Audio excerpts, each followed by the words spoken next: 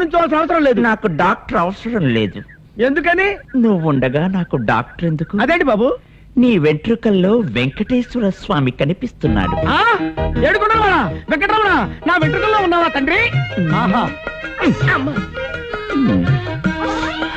చూసారా, నా మూతి మామూలైపోయింది.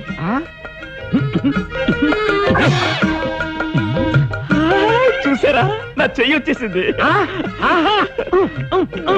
ఏడుకొండలవాడా, ఇటు సైడ్ కూడా ఇచ్చావా తండ్రి?